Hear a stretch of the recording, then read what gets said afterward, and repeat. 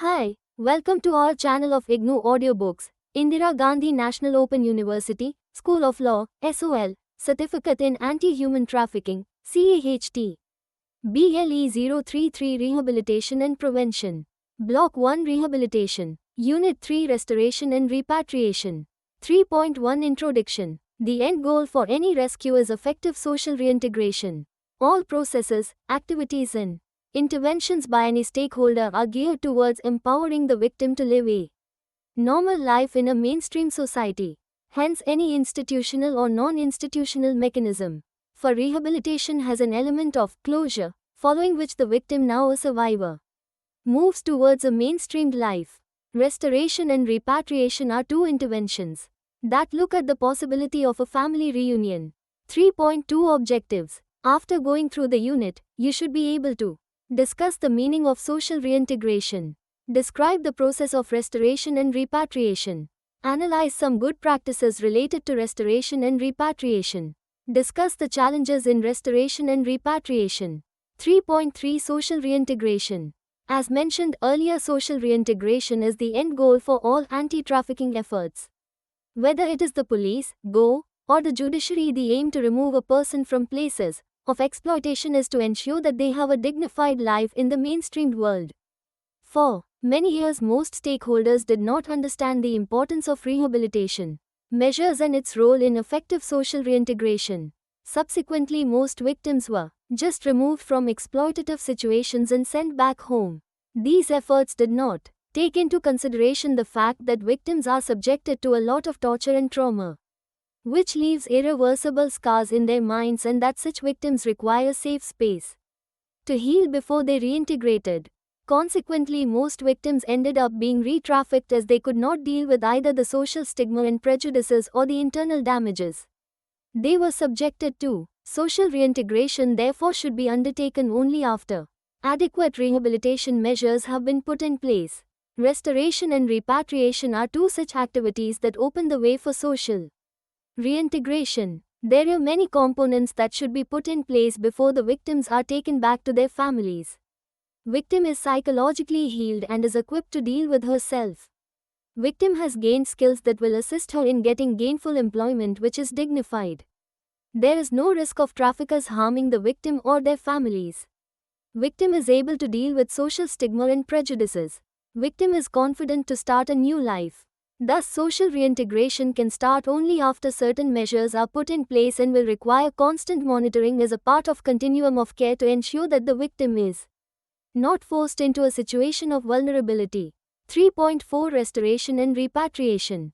Restoration means transfer of a rescued person to the home, original home, parents' home, all of which are located within the country. Repatriation means restoration outside the territories of the country and therefore applies to person trafficked across the borders. As stated earlier, restoration or should not be embarked upon without rehabilitation intervention.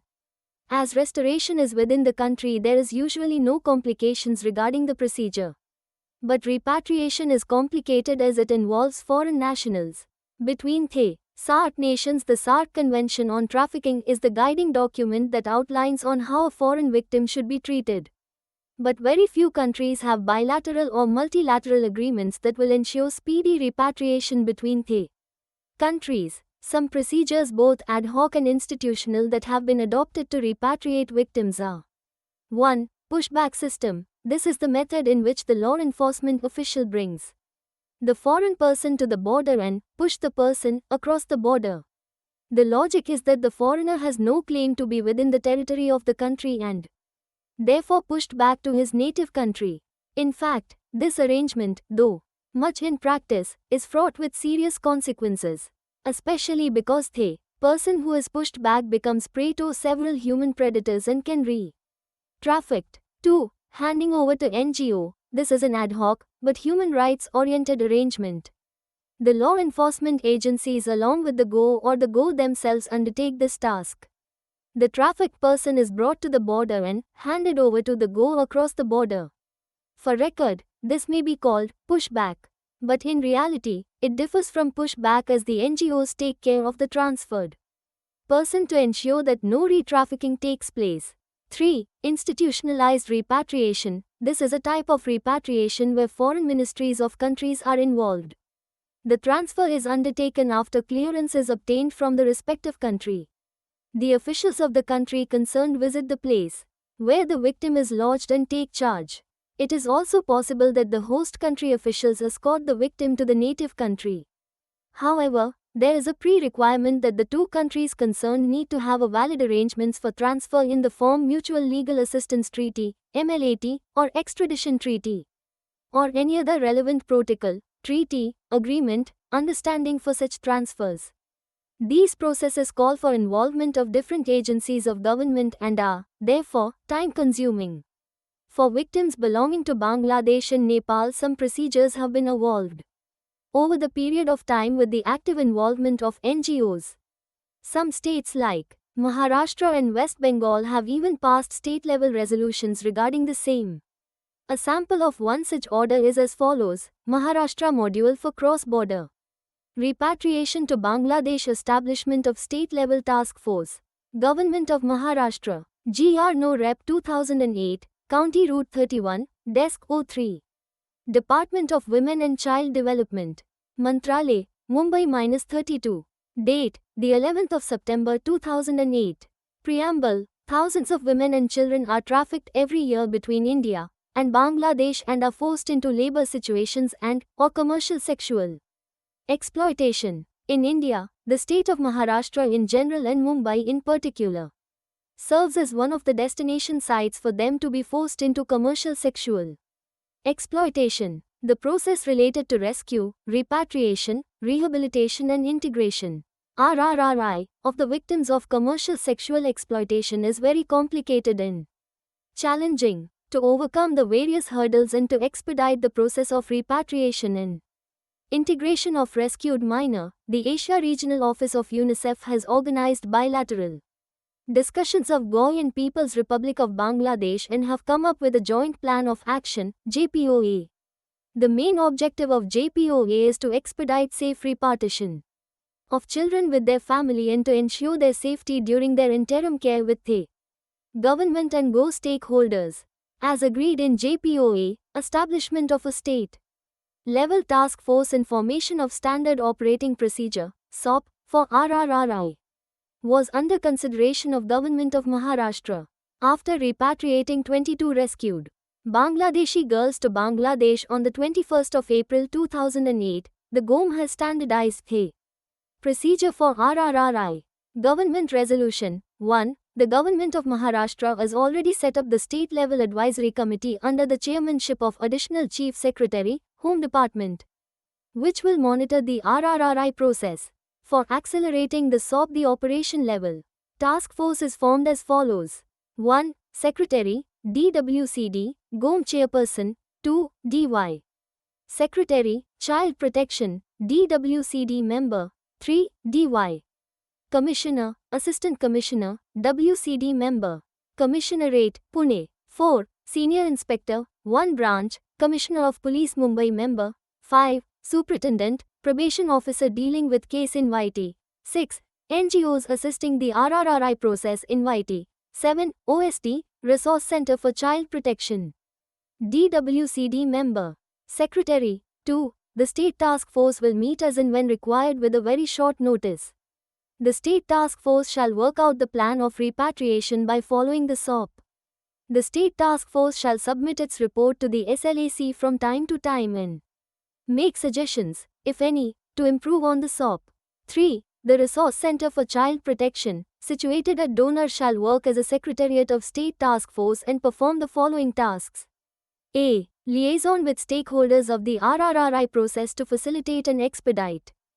B. Facilitate exchange of relevant information between stakeholders in the RRRI process. C. Verification of family and nationality through family tracing, home investigation. D. Getting government clearness for repatriation and issuance of travel documentation for Bangladeshi trafficked victims. A. Following procedures for the repatriation of Bangladeshi trafficked victims across Bangladesh land borders and by air. F. Reporting and updating state-level advisory committee about RRRI process. 4. The flow chart indicating this process is given in Annexure A in the formats of letters. Prerequisites are given in Annexure 1 to 10. By order and in the name of Governor of Maharashtra. SP where DY. Secretary. 2. 1. The Additional Chief Secretary, Home Department, Mantralay. 2. The Principal Secretary, Special, Home Department, Mantralay. 3. The Principal Secretary, Labor Department, Mantralay. 4. The Secretary, Women and Child Development Department, Mantralay. 5. The Commissioner of Police, Mumbai, Pune, Nagpur, Aurangabad, Nashik, Thane, Amravati, Solapur, Navi Mumbai. 6. The Labor Commissioner, Mumbai. 7. The Deputy Commissioner of Police, I Branch, in Mumbai. 8. The Superintendent, Special Children Home for Minor Girls, Donor, Mumbai. 9. The Superintendent of Police, all districts. 10. The Commissioner, Women and Child Development, Pune. 11. Navjeevan Mahila Vasti Groha, Chembur. 12. The Superintendent, Special Home for Girls, Munirhava, Pune. 13. The Superintendent, Karuna Protection Home, Nagpur. 14. All CWCs in Maharashtra. 15. All members of SLAC, Mumbai. 16. All District Women and Child Development Officers. Annexure A. The Standard Operating Procedure for RRRI in Cross-Border Trafficked Victims. Look at the screen. The RRRI process. Rescue, identification, placement in shelter home. Production, before magistrate, CWC, ascertaining nationality, home. Investigation, issuances of repatriation order, permission of MA, issuance of travel permit, FRO clearance, actual. Repatriation, handing over of victims to Bangladesh. Government, integration victim. The following is the excerpts from the Minimum Standards of Care Protocol, brought by Government of Andhra Pradesh, which clearly states the method to be followed for restoration or repatriation. The term resident refers to the rescued person. 1. Any formalities for the restoration, repatriation process should begin only after getting the informed consent of the resident. 2. Restoration, repatriation plan for a resident should be undertaken only after a complete home investigation, format enclosed, is done. The home investigation should include an assessment of the family, are they involved in trafficking, family and community's willingness to accept the girl in THE family's environment. 3. Before a resident is restored, repatriated, a detailed discussion should be held with the resident and the restoration team on what explanation should be given to the family on her absence from her village, slum, community. The resident's version should be adopted as the final version. 4. Proper record and documentation, photos, undertaking from parent, guardian, should be maintained for all restoration undertaken. 5. No rescued victim shall be sent back to the family without adequate assessment and without ensuring social acceptance and family support. State will ensure that repatriation is carried out depending on how safe and nurturing the family environment is for the victim. If and when the victim chooses to return to an abusive family situation, the state would need to intervene and repatriate the victim to an institution which can protect and care for the individual. Repatriation will be done after the stay in a shelter. 6. States shall work out the details of the repatriation procedures and structure and mainstream them in order to facilitate the smooth and efficient repatriation of the victims and their dependent minors. 7. The members of the professional and, preferably, voluntary sector organizations who have had some helping interaction with the victim shall be represented in the process of repatriation. 8. No rescued victim shall be sent back to the family without fully ensuring that the victim shall not be re-trafficked. 9. The victim being repatriated should be counseled and prepared to return to the country of origin after providing her with adequate medical and psychosocial care as well as after empowering her through basic life skills so that she can be reintegrated in mainstream life. 10. Adequate financial assistance should be provided for meeting the needs of rescued victims during travel while repatriating them to their families or institutions in source areas. 11. Adequate provision for dearness allowance for police escort or any other authorized escort during such travel should be made by the government. 12. It should be ensured that the legal formalities should be completed for the residents before being restored or repatriated.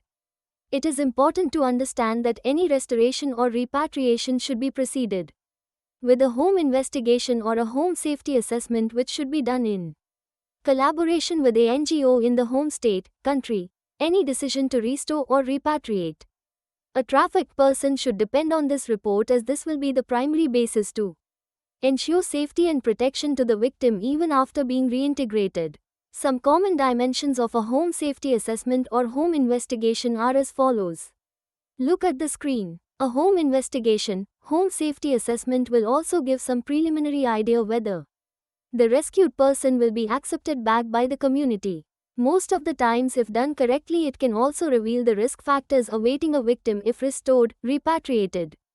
Without proper emotional support, both restoration and repatriation are financial resource-centric interventions, and hence, state support with established procedures and protocols is the only sustainable mechanism.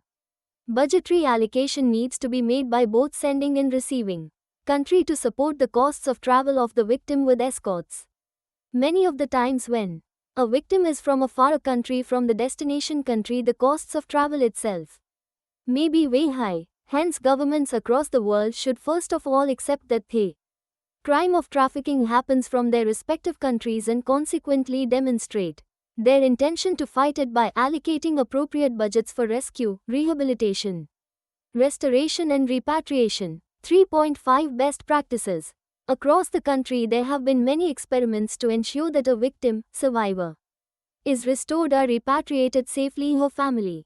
Although internationally many countries have forged bilateral and multilateral ties among them for safe repatriation of victims to the country of origin, India is yet to develop any such ties in spite of a lot of pressure and lobbying in the region. The SAARC Convention, which is yet to be ratified by all member nations, is the closest multilateral understanding, at least among SAARC nations, for victim-friendly repatriation. The issue has, other than repatriation, many other dimensions, such as extradition procedures, resource sharing, specific country laws, etc. Nevertheless, there are some best practices in the region which indicate that with some willpower of the stakeholders, it is possible to do safe repatriation amicably. Trafficking in women is a useful resource to understand some of the significant practices for safe repatriation. In particular, CSDL 26 Legal Justice vs Human Rights, a girl child from Bangladesh, or CSWB 1, 3 and 5 highlight the many years of struggle that has gone by to evolve a safe repatriation mechanism between India and Bangladesh. Today, states of West Bengal and Maharashtra have some system in place due to the collective efforts of all stakeholders. Both the states have resolutions, orders at their level for such a safe mechanism. 3.6 Challenges in restoration and repatriation. There are many challenges for restoration and repatriation. These challenges are sometimes related to the community, at other times to politics between nations. A few important challenges are: 1. Attitudes and perception of communities that promote and foster stigma and ostracization of trafficked victims. This blocks the families to accept the victims back to their folds. 2. Lack of systems for follow-up and continuum of care for restored victims, survivors, which at times pushes them to be re-trafficked. 3. No provision for allocation of resources for safe restoration, repatriation by countries, which pushes the victims to languish in shelters for many years in the destination country. 4. Lack of accountability to take responsibility of the victims by the source nations, which totally disempowers the status of a victim.